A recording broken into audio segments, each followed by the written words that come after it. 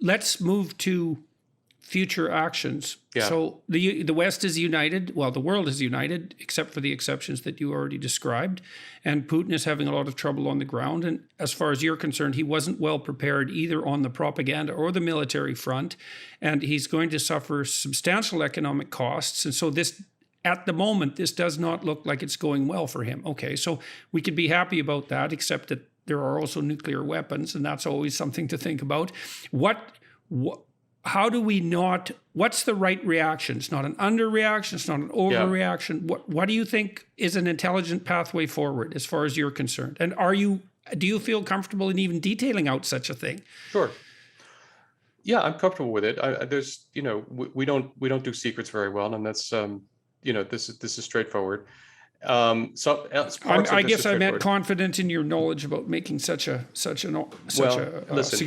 As you can see, I'm comfortable making forecasts and recommendations with the possibility that they'll be wrong, and I'll accept the consequence if they are. It's my job to do that.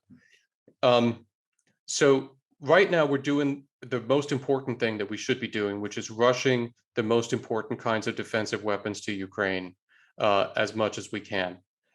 We need to try to help the Ukrainians save their country if there's any way for them to do that. And we need to bleed the Russian military badly if we can't. I am very confident that there will be a Ukrainian insurgency if Putin overcomes the Ukrainian conventional forces, and this can turn into Putin's Afghanistan war.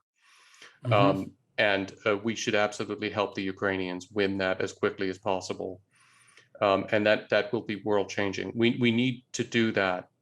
And what sort of defensive weapons do you think So we're sending primarily, what they need are anti-tank weapons, which are mainly Javelin anti-tank man-portable. You could fire them from your shoulder missiles, and Stinger anti-aircraft missiles. Again, we sent Stingers to the Mujahideen in Afghanistan in the 1980s, and it did fearful harm to the Soviets, and we're sending Stingers here too, and the Ukrainians are using them to good effect against Russian aircraft today. Those are the most important things we need to do. I'm sure that there's also sort of basic ammunition and stuff that we need to send, also humanitarian supplies, and they're increasing. There are organizations, I don't have the list right now, but there are organizations getting together to send humanitarian relief to Ukraine. I encourage everybody to do that. As long as there is an independent Ukraine, it's going to need a lot of help because the Russians are doing fearful damage to it, and will do more. So that's what people can do that at a local level. Maybe we could put some links in the description of this video. I'd like links from you for recommended papers, so that people could familiarize themselves, but also anything you could provide us that would help in that practical sense would be useful as well. Okay, you bet. Start with our websites, understandingwar.org and criticalthreats.org. And we have daily and sometimes several times a day updates of exactly what's going on with maps and a lot of detail. And I'll try to find you some links for organizations that are doing good work here. I'll name one. Spirit of America has historically done really great work, and they've got a Ukraine program going. So we're doing all of that stuff, and that's great. We're going to bring a lot of economic pain on Putin, and that's great.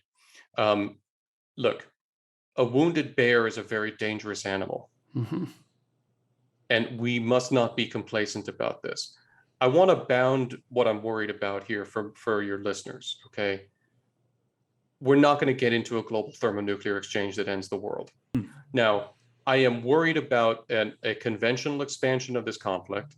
Yeah, well, because I was wondering when you were saying we start to funnel in defensive weapons, well, at what point, now we should be the global community, not the United States, to the degree that that's possible. And then, but it's still, at what point does the funneling of defensive weapons become active engagement in the war process? I mean, that means the movement of troops, I would presume, from other countries. That maybe that's a dividing line. No, I mean, no other countries are sending troops into Ukraine. No one is going to talk about a ground invasion of Belarus or Russia or Kaliningrad or anything. I am confident that NATO will act, if it acts militarily at all, in an entirely defensive fashion, and simply for the purpose of eliminating known imminent threats of attack to member states. But no one is going to talk about an invasion, and we're not going to do that. But we are going to have to change our force posture very fundamentally, which is going to have all kinds of ripple effects, because this is not a short-term crisis. The threat that Putin is manifesting is a threat that's going to be here as long as Putin is here. So we're going to have to be prepared to defend Poland and Romania and the Baltic states from the Russian conventional threat. For the first time since the end of the Cold War, we're going to have to be prepared to defend against the risk of a Russian mechanized attack on NATO member states. The US defense budget is not built to do that. The US force posture is not structured to do that. Our national security documents are not built to do that. We're going to have to change all of that. And we're going to have to rebuild some defense capability, and we're going to have to spend more on defense, because China hasn't gone away. We've spent more than 90 minutes here talking about Russia. We haven't talked about China, which is great because I'm not a China expert. Mm-hmm.